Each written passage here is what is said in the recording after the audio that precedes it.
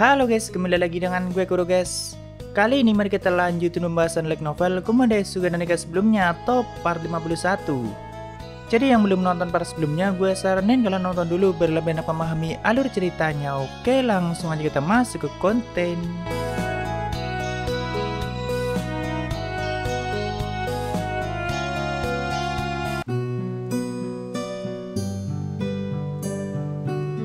Sebelumnya, Sun dan kawan-kawan memutuskan untuk mampir ke tempat Dustin dan menanyakan banyak informasi di sana. Dan di sana mereka juga bertemu dengan 6 naga kuno dengan wujud humanoidnya. Tentu para naga kuno akan membantu Dustin untuk mengalahkan Ariel, dan mereka lah yang menjadi kekuatan terbesar di pihak Dustin. Ya, sebenarnya masih ada satu naga kuno lagi, yaitu Light Dragon Byaku, tapi dia tetap berada di dalam pedang pahlawan milik Sun.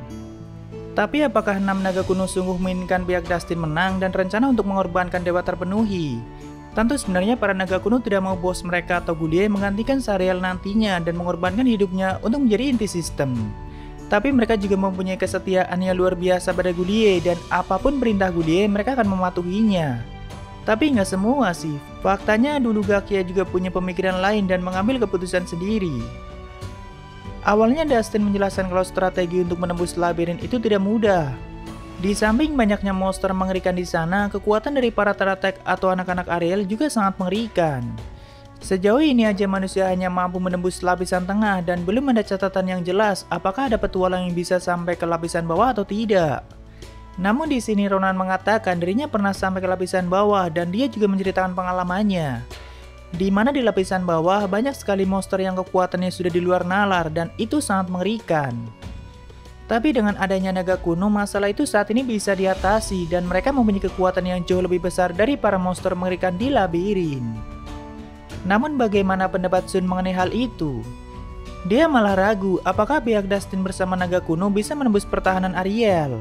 Memang Sun tidak tahu pasti seberapa kuat para naga kuno, tapi dirinya sudah pernah merasakan kekuatan Sophia dan Wrath. Dan bagi Sun, kekuatan mereka berdua melebihi monster yang orang lain anggap mengerikan.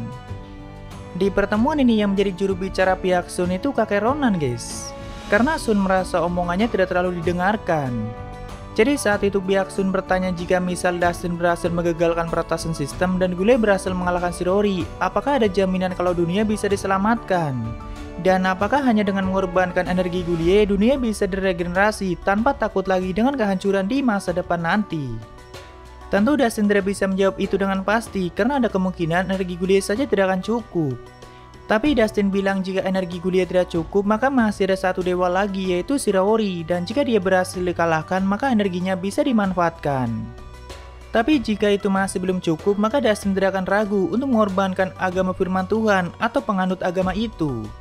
Namun bukankah itu tidak ada bedanya dengan rencana Ariel dan Shirori? Tentu saja beda karena yang dikorbankan Dustin tidak sampai setengah dari makhluk dunia itu dan hanya sebagian dari penganut agama firman Tuhan. Itu pun kalau harus dikorbankan. Ya cuma beda jumlah aja sih. Sun dan kawan-kawan yang melihat tekad Dustin sangat tidak menyangka kalau di balik sikapnya yang ramah dan lemah lembut, dia bisa sangat kejam dan tanpa ragu akan membuang segalanya demi umat manusia yang dari dulu selalu dia perjuangkan. Umat manusia yang dimaksud di sini termasuk ras iblis dan ras lainnya karena dulunya mereka juga adalah manusia. Tapi tentu setelah mendengar semua penjelasan Dustin, Sun semakin yakin kalau dirinya tidak boleh mendukung kedua belah pihak. Di sini Dustin juga mulai menanyakan inti dari pertemuan itu, apakah pihak Sun akan ikut membantu atau malah menjadi musuh. Sun dengan yakin mengatakan pihaknya tidak akan mendukung kedua belah pihak. Dirinya akan mencari jalan lain di mana tidak ada yang perlu dikorbankan dan semua orang bisa hidup damai dan tersenyum bahagia. Ya seperti biasa dia mengatakan impian mulianya yang semua orang anggap tidak masuk akal. Namun Sun tidak peduli walaupun pendapatnya diejek atau ditertawakan. Yang pasti dia akan mencari jalan itu dan harus yakin bisa melakukannya. Jelas saat ditanya oleh Dustin dan para naga kuno bagaimana caranya, Sun belum bisa menjawabnya dan hanya mengatakan akan menemukannya. Karena memang belum tahu bagaimana caranya, cuma Sun punya tekad dan keyakinan yang sangat kuat. Tapi di sini sudah diputuskan kalau pihak Sun akan menjadi pihak ketiga yang tidak mendukung pihak Shirori ataupun pihak Dustin. Dan kalau bisa Sun juga tidak mau melawan mereka. Ya sesuai dengan perannya sebagai pahlawan sih, tapi kita lihat aja nanti apa yang bisa dia lakukan ke depannya dan apakah mampu mewujudkan mimpi mulianya. Saat itu, secara mengejutkan, Hyuvan memutuskan untuk keluar dari pihak Dustin dan beralih mendukung pihak Sun. Dia ingin melihat apakah bocah bernama Sun ini bisa mencari solusi yang lebih baik tanpa ada yang harus dikorbankan. Karena jika dia berhasil, kan Gulye tidak perlu mengorbankan nyawanya. Tapi bukan cuma itu aja alasan Hyuvan keluar dari pihak Dustin.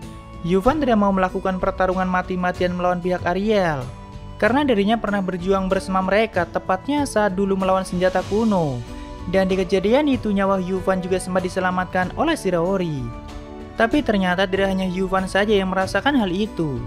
Di sini Ace Dragonia juga memutuskan untuk keluar dari pihak Dustin dan beralih mendukung pihak Sun. Ya jelas Nia juga punya hubungan dengan Sophia, Wrath, dan Shiraori. Apalagi nyawanya juga sempat diselamatkan oleh Sophia dan Shiraori walaupun ia Wrath sendiri yang hampir membunuhnya. Tapi Nia sangat berterima kasih pada mereka dan dia juga sudah mengenal Ariel sangat lama. Naga kuno yang lain tentu mengenal Ariel sangat lama, tapi mungkin tidak punya hubungan seperti Nia dan Hyuvan. Tapi tentu alasan utama Hyuvan dan Nia mendukung pihak Sun karena mereka sangat sayang pada Gulye dan tidak mau Gulye dikorbankan. Dan mereka berusaha yakin kalau Sun bisa menemukan solusi atau cara lain. Saat itu di ruang pertemuan, naga kuno yang lain seperti Gwen, Goka, Reis, dan Iena sempat menentang keputusan Hyuvan dan Nia. Karena itu berarti mereka berdua sama saja tidak mematuhi Gulye atau mengkhianatinya. Terutama Iena yang cukup keras dan mengintimidasi karena memang dia yang terkuat dan kakak perempuan langsung dari Nia. Tapi Nia sudah membulatkan tekadnya dan mengatakan, aku juga punya hutang nyawa pada Dewa Putih. Saat itu Iena hampir saja menggunakan kekerasan pada Nia, tapi untung saja Reis menghentikannya. Begitu juga dengan Gwen yang menentang keputusan Hyuvan. Tapi Reis bisa menenangkan semuanya. Intinya Reis mengatakan saat ini siapapun boleh mengambil keputusan, tapi resiko ditanggung masing-masing. Di sini Reis sempat menguji tekad Sun dan apakah dia yakin bisa mewujudkan impiannya itu. Namun setelah Sun menjelaskan apa adanya, Reis malah memutuskan untuk mendukungnya yang berarti dia juga keluar dari pihak Dustin. Reis bilang dirinya ingin bertaruh dan semoga pihak Sun bisa berhasil. Karena dengan begitu kan Gulye tidak perlu mati. Entah cuma itu alasan Reis mendukung Sun atau dia juga tidak mau bertarung melawan kakaknya yaitu Ariel. Tapi intinya di sini Hyuvan, Nia, dan Reis akan mendukung pihak Sun, sedangkan Iena, Gwen, dan Goka masih tetap mendukung pihak Dustin dan mematuhi perintah Gulye. Jadi 6 naga kuno akhirnya terpecah menjadi 2 kubu. Kalau dari segi kekuatan sih menurut gua pihak Dustin masih sangat unggul. Walaupun tinggal Iena, Goka, dan Gwen, tapi ketiganya mempunyai kekuatan yang cukup besar. Apalagi Iena yang terkuat di antara semua naga kuno. Sedangkan Goka menjadi yang tercepat dan Gwen yang mempunyai daya hancur yang sangat merusak. Tentu dengan itu Dustin akan mulai menyusun kembali strateginya, tapi sebelum pihak Sun pergi dia mengatakan, aku berdoa semoga kalian berhasil. Dalam hati Sun juga menjawabnya, semoga kau selamat dan tidak sampai terbunuh. Lalu selanjutnya kita lihat dari sudut pandang Balto guys. Jadi dulu setelah penyerangan desa El, semua pasukan iblis sudah ditarik mundur dan kembali ke wilayah iblis. Lalu tak berselang lama setelah itu, kan quest dunia pertama diumumkan dan rencana Dewa Putih atau Shiraori juga diumumkan. Tentu waktu itu Balto masih belum paham dengan situasinya dan apakah cuma ras iblis yang mendengar quest itu atau seluruh penduduk dunia. Namun di sisi lain dia juga sangat sedih dengan semua pengorbanan ras iblis selama ini demi mematuhi perintah Ariel. Apakah keberadaan ras iblis cuma hanya untuk dikorbankan demi kepentingan Shiraori dan Ariel, yaitu untuk menyelamatkan Dewi Sariel? Lalu apa gunanya perjuangan ras iblis selama ini kalau akhirnya cuma dihancurkan dan dikorbankan? Di quest dunia pertama kan rencana Shiraori sudah diumumkan. Waktu itu Balto sendiri sangat bingung apa yang harus dirinya lakukan. Jujur dia juga merasa sangat lelah selama ini terus berjuang demi rasnya dan rela patuh pada Ariel daripada rasnya dihancurkan. Saat ini dengan tidak adanya Ariel, besar kemungkinan kalau banyak pihak di wilayah iblis akan melakukan kudetanya lagi. Apalagi setelah mendengar quest dunia. Tapi Balto sendiri juga belum bisa memastikan apakah quest dunia diberikan pada semua orang atau tidak. Saat itu dia bersama komandan yang tersisa yaitu Sanatoria, Kogo, dan Darat sedang mendiskusikan masalah itu. Mereka berniat mencegah adanya kerusuhan di wilayah iblis dan memastikan siapa saja yang bisa mendengar quest dunia.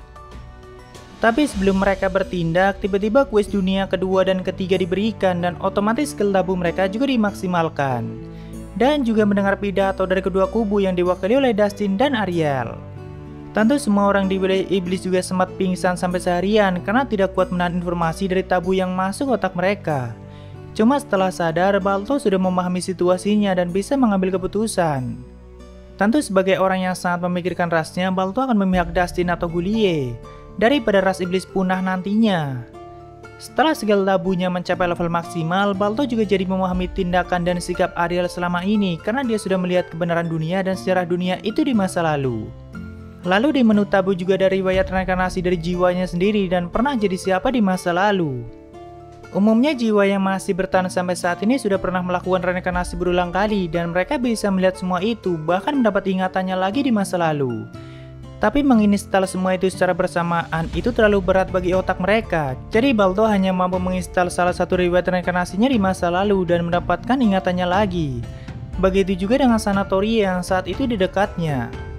Sanatoria menceritakan di masa lalu dirinya adalah seorang artis yang cukup terkenal dan itu adalah kehidupan yang sangat menyenangkan dibanding dirinya saat ini. Jadi tidak heran kalau dia sangat seksi guys. Bahkan dulu saat meninggal dia juga tidak merasa sedih karena mungkin puas dengan kehidupan yang dia jalani. Lalu Sanatoria bertanya pada Balto, bagaimana denganmu? Balto bilang dulu dirinya adalah seorang pangeran kerajaan dengan hidup yang serba kecukupan. Tapi di kehidupan itu, Balto tidak sempat melakukan apapun untuk rakyatnya. Jadi tidak heran kalau di kehidupan saat ini, Balto sangat memikirkan rasnya dan selalu berjuang demi mereka. Di sini jarang-jarang Balto ngobrol panjang lebar sama Sanatoria sih. Apakah hubungan mereka menjadi semakin dekat? Ya kelihatannya seperti itu.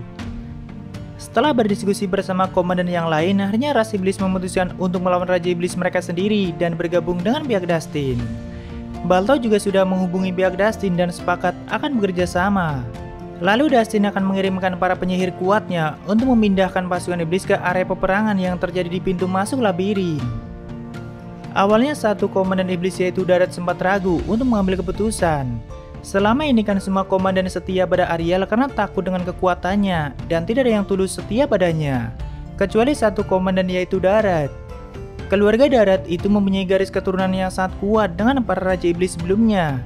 Dan kesetiaan mereka tidak perlu diragukan mau siapapun itu Raja Iblisnya. Namun sebenarnya kesetiaan Darat selama ini tidak pernah ditanggapi oleh Ariel atau tidak pernah sampai padanya. Bahkan dia jarang sekali diandalkan oleh Ariel. Tentu Darat sakit hati dengan semua itu, tapi tetap saja dia tidak mau menantang Ariel. Jadi di sini Darat tidak akan menghentikan keputusan Balto, cuma dirinya tidak akan ikut ke medan pertempuran. Dan sebagai gantinya, Darat dan pasukannya akan menjaga wilayah iblis selama Balto dan komandan lain berperang melawan Ariel. Balto juga sangat mengerti hal itu dan tidak akan memaksanya. Saat itu Balto hanya membawa pasukan iblis yang sudah siap mati karena lawannya adalah Ariel. Tapi ternyata cukup banyak pasukan yang mau ikut dan siap mengorbankan nyawanya. Singkat cerita, semua pasukan iblis sudah dipindahkan ke wilayah pintu masuk labirin. Di sana semua pasukan manusia juga sudah bersiap. Sedangkan tepat di pintu masuk ada ribuan atau bahkan jutaan laba-laba jenis Taratek, dari mulai jenis yang terlemah sampai yang terkuat yaitu Queen Taratek. Awalnya Queen Taratek kan ada 5 termasuk ibunya Kumoko. Cuma berhubung ibu Kumoko sudah mati dan sebelumnya di pertarungan melawan Potimus juga ada yang mati satu lagi. Berarti harusnya masih ada 3 Queen Taratek. Walaupun kekuatannya tidak sebesar ibu Kumoko yang mempunyai statistik di atas 20.000, tapi tetap saja mereka masih lebih kuat dari naga kuno kalau 1 lawan 1. Nah, berhubung pintu masuk labirin ada 2 dan labirin itu juga sangat luas, tentu Ariel menempatkan mereka di beberapa tempat. Tak lama kemudian Balto melihat sambaran guntur yang sangat dahsyat menyambar sang ratu yang berarti perang sudah dimulai. Ribuan laba-laba jenis yang paling kecil mulai berlari menyerang pasukan manusia dan iblis, lalu diikuti oleh jenis yang lebih besar dan lebih kuat. Sedangkan para penyihir mulai melancarkan serangan jarak jauhnya dan semua pasukan juga maju menghadapi laba-laba yang sangat banyak. Balto sendiri bertugas untuk memberikan buff dan penyembuhan pada pasukannya karena dia juga harus selalu memberi arahan pada mereka. Tapi untuk Kogo yang ahli dalam pertarungan jarak dekat sudah maju bertarung melawan jenis laba-laba yang cukup besar. Sanatoria juga ikut membantu di belakangnya.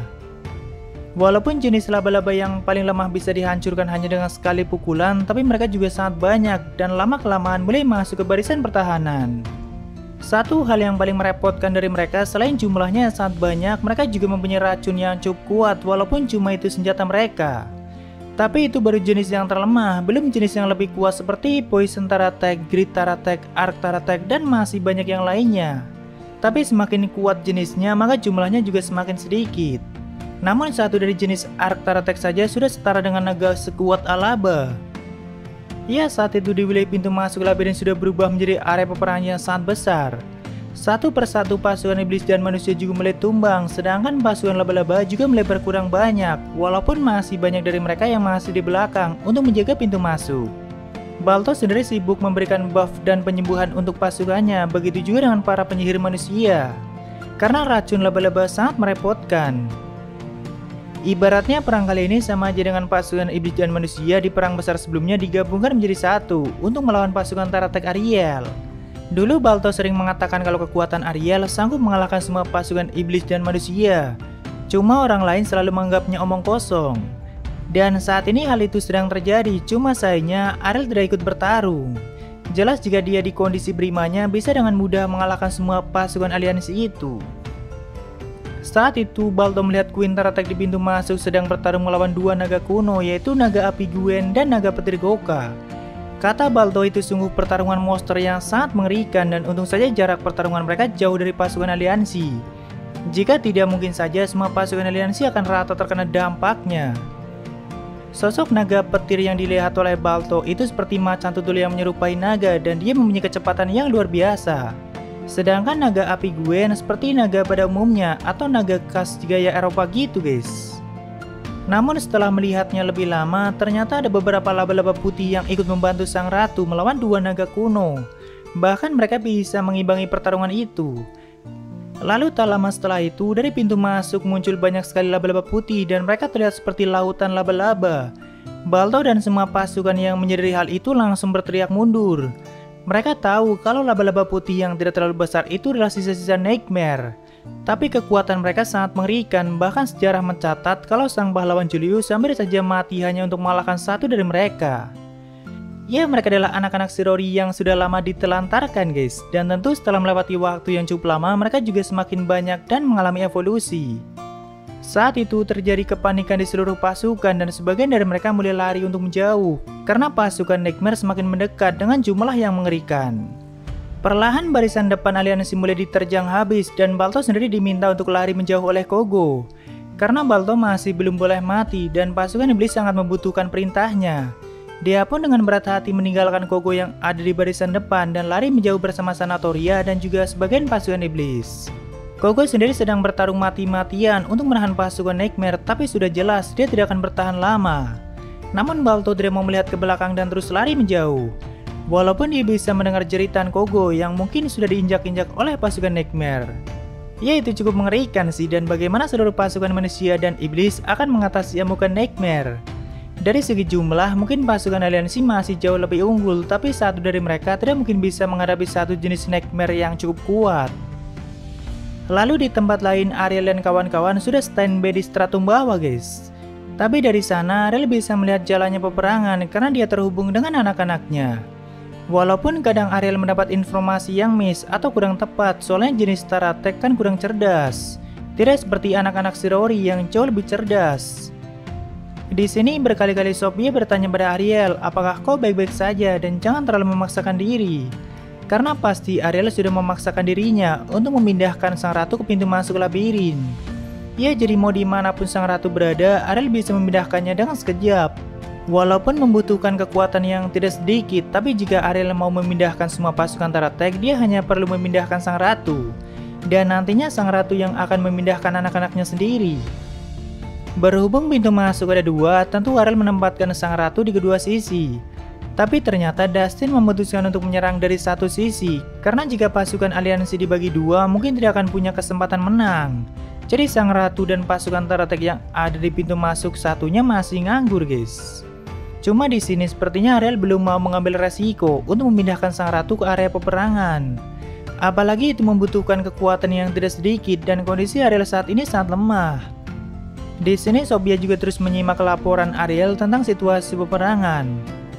Oh ya, pasukan ke-10 Shirori yang dipimpin oleh Pelmina saat ini ikut membantu menjaga pintu masuk, cuma mereka bergerak secara independen. Saat itu Sophia mendapat laporan kalau ada banyak laba-laba putih yang saat ini ada di pihak kita. Tentu Sophia langsung teringat dengan Shirori dan berpikir jelas mereka terikat dengan Master. Tapi kapan Anda mempersiapkan kekuatan seperti itu? Ya, sejauh ini kan si Rory jarang menceritakan anak-anaknya di labirin. Tapi dulu Sophia dan Mera juga pernah kumpul bersama Nightmare Festic di labirin, walaupun jumlahnya tidak sebanyak saat ini. Tepatnya pada saat insiden senjata kuno, kan Mera dan Sophia diungsikan ke labirin dan para Nightmare Festic yang menjaga mereka. Tapi apapun itu, yang jelas itu sangat menguntungkan dan menambah kekuatan di pihak Ariel. Namun yang masih membuat Ariel dan Sophia penasaran, kenapa baru 2 naga kuno yang bergerak, lalu di mana yang lainnya? Sophia juga teringat dengan Nia dan Yuvan, dan kalau bisa Sophia tidak mau bertarung melawan mereka. Tapi kalau kebetulan bertemunya mereka berdua, ya akan Sophia lawan. Namun kita lanjutkan di part selanjutnya guys. Oke, waktunya sabar ya. Dari Nisa Review, akhirnya Kumoko rilis lagi. Sampai frustasi nungguin ini update di channel Lumin. Ya begitulah, dan ini akan menjadi volume terakhir Kumoko. Dan masih dari orang yang sama, gue cuma tertarik sama pembahasan Kumoko Min, sama cheat juga sedikit. Jadi sorry video yang lainnya nggak gue tonton. Slow aja guys, kalau memang kalian nggak suka, abaikan saja oke? Thank you Nisa Review.